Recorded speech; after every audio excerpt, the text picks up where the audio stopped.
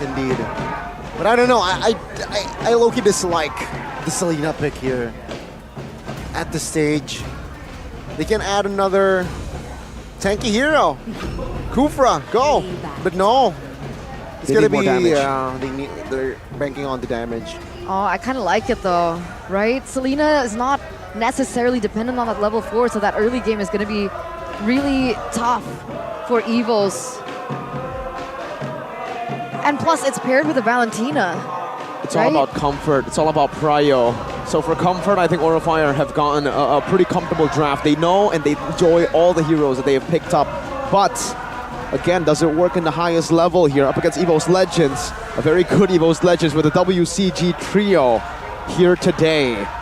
Oh, this is a tough one to say, especially considering there's so much mobility, so much sustain. Will there even be enough bursts from the Selena in the mid game? Early game, no doubt. Yeah, that is my concern as well. And perhaps the Selena can add more vision, right, with the traps. So if they really can really utilize that, perhaps they can have an edge. There's definitely potential in the draft here for Aura Fire. It's risky, but it's high reward. Let's see if it's gonna pay off. Ladies and gentlemen, the conclusion, the finale to both of these teams. Who is going to come out on top? Is it gonna be Aura Fire or EVO's Legends? Let's see, let's get it. Oh man, both of the junglers starting an orange buff here.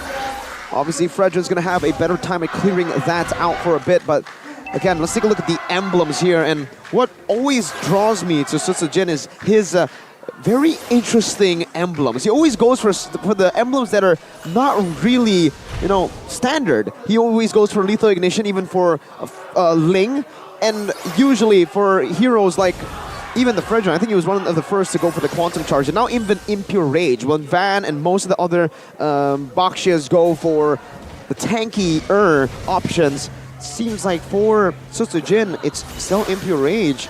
You have, it's pretty interesting, but what just happened? Selena just happened, right? A good catch there. But Van Strong needs to bite the dust. First blood forward side of Aura Fire. And this is exactly what the Selena was built for, that pickoff. And even despite that potential, that kill pressure coming in, Pride goes in once again for a very damage-based, very aggressive emblem and talent choice. Again, with the Weapon Master as well as the Inspire. No tenacity, no agility either. This pickoff combo is going to be very scary for EVOs if they keep on getting picked off like this. High is pretty accurate, even earlier. That was just out of range, and it would have actually connected onto Van Strong.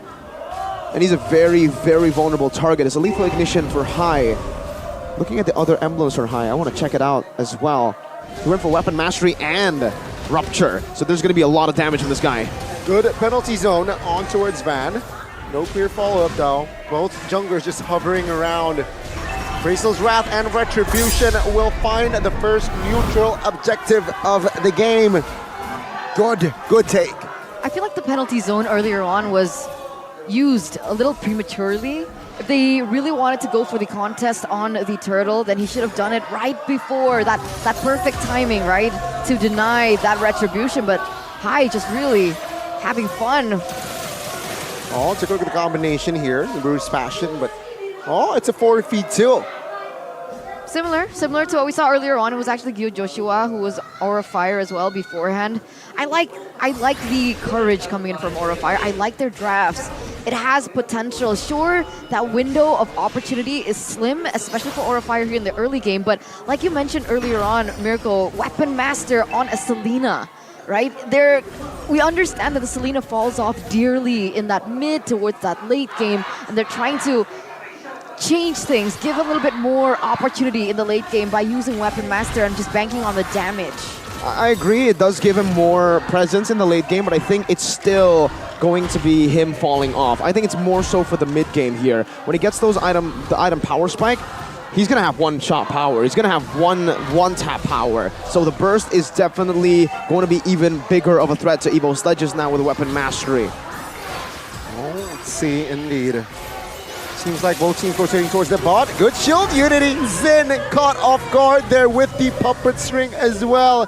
Sutsujin finding the kill right now. With the help of Hardguard, will be able to reposition himself. See, no.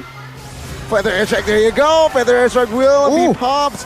Van will be taken out by Van Strong. Ouch. Beautiful, beautiful control from EVO's Legends. Just really taking it back into their own hands, picking up the tempo with 2 kills on the board.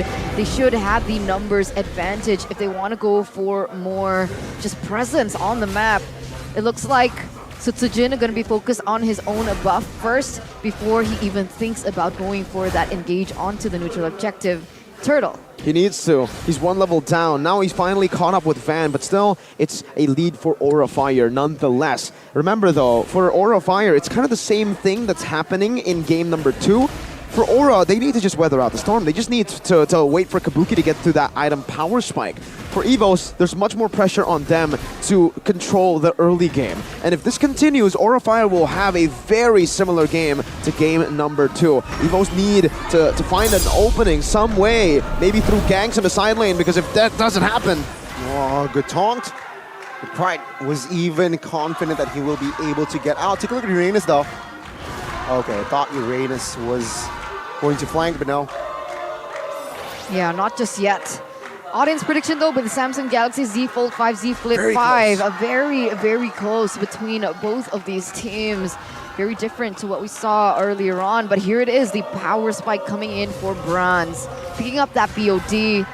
I wonder how far Kabuki is in with those items, because remember last game it was Kabuki having a slight gold lead in comparison to the Beatrix. He's doing really well now as well. He's already on the way to that golden staff. Soon he's gonna get that golden staff, and I think he will have a similar start, or maybe even a better start compared to last game. So that item power spike is gonna come quick, and Sutsujin, yeah, he's not really gonna have a fun time in the front if he gets picked off. This carry will do so much. I think what helps EVO's Legends is that hard guard to get him a bit more sustain. But now even Van is putting some pressure on Fluffy. Nope. 4 members rotating penalty zone on towards Kabuki. But take a look at the backup, forcing Fluffy to use the flicker. I don't know if he will survive or not, but take a look at Sutsujin in the backside, finding Kabuki. Let's see here, combined with the hard guard, wasn't enough. Fluffy gets taken out. Sutsujin and Angela now caught. Oh, that's not a good sign. Aura Fire. Oh, they will not pull the trigger. No more resources, it seems like. But that was wasted, right? EVO's Legends, they couldn't get that pick onto Kabuki, which is what the point of the hard guard and Sutsujin was for. And it was taken away from them. Sure, Kabuki wasted a flicker, but in the grand scheme of things, getting a pick plus a tower in that top lane is super value. Oh, Van Strong might be caught, forced to use the flicker. Oh. Good catch by the arrow. And it seems like penalty zone will be popped as well. Van will be taken out pre-turtle. That'll give a free turtle. It's going to be conceded over. And this is the time for EVO's Legends to secure and to control the game. The mid-game power spike is hit mainly for Brands. He has that BOD, and he's building up to a Melphic Roar. All the while here, no, I was wondering, right? Because Iran still giving the space, building it for Aura Fire, being able to get another turret in the bottom lane. The trade back, once again, is insane by this man. Ooh, goal difference by Ube S Gold right now. Kabuki's actually behind of Brands, but he's still going to hit that power spike quite quick. Iran going to be engaged on. No, penalty zone all in here. Take a look, Iran taking out Van. Oh, this might be a mistake. No, Van is still able to escape. Take a look at the mid side though. Already Aura Fire occupying that mid, trying to give pressure. And yeah, finding compensation, no? Okay, good number passion to clear. Van now isolated. Will he be able to escape? Seems like yes. Yeah, there are no more ult. What's off-camera kill? Kabuki caught by Sutsujin. And just like that, EVO's Legends have taken control of the game. Even Van in the bottom lane was forced back around, and Sutsujin will be able to claim the purple buff because of that. And now that EVO's Legends have room to make plays with the mobility that they have on the map with Baxia, the shield unity, it's going to favor EVO's Legends in these even objective battles, not even neutral objective battles. So Aura Fire will somehow need to look for a cheeky little pick from time to time, but I don't think this arrow has been too reliable. It's been hitting mostly to the frontliners. Oh, penalty zone combined with Beatrix. Oh, Nibiru's passion popped. Bronze finding the kill. Occupying mid. Sutsujin trying to zone the members of Aura away as they will try to take down the mid tier 1. They did it. They did it, but they did it for a trade, right? Once again, Iran getting another tower there on the top side, getting a little bit more pressure in that lane. Now he's cutting that mid side to give his teammates a little bit more space. EVO's Legends, sure, there's presence in Sutsujin, but for how long, right? Kabuki now, he's really catching up to that power spike as well. Let's take a look at the EXP levels for both of these junglers. Van level 11, Sutsujin level 12. So now Aura Fire, they need to get creative in this. Vision is power for both these teams, and they know where high is. That's why they've been evading from these abyssal arrows quite easily. And as long as this is a fact, this is true for EVO's Legends, then they will not be threatened. Penalty zone. Let's see. In the backside, though, there's a trap for Krite. Nibiru's passion hitting the bush only, but it seems like no casualties for now. Fluffy made it out, Iran. Very low cost of concentration. Brands with the flicker play. Finds and secure the kill. It's huge. That's Arana taken out right before this, but wait a second. EVO's Legends. It doesn't look like they're going to just blitz it. It's still a dance for the Lord. They're taking their time. There's no real need to go for a 50-50, especially when they have one member fully down right now. They can just continuously poke down on Van and use Van Strong up top. Good penalty zone on towards Kabuki. Top side pushed as well. Hard guard! Oh, Kabuki caught here. Immobilized, but not enough damage. Van in the front side here. 1v5 practically. Very low, gets a stun, gets taken out. And that's a huge green light for EVO's Legends to go at it at the Lord. Good arrow, but it mounts to nothing. Absolutely beautiful, clinical play from EVO's Legends. The way they were able to just, again, maneuver around these abyssal arrows and play around these abyssal arrows despite it hitting to core members. It was all good for EVO's Legends. And Sutsujin, a classic move from him. Whenever you give Sutsujin an inch, he takes a mile. You give him a lord, he takes your purple buff as well. And now with a 900 gold lead on this Baksha, he is online. There's a Haas Claws being built. He's going to completely ignore the Wind of Nature.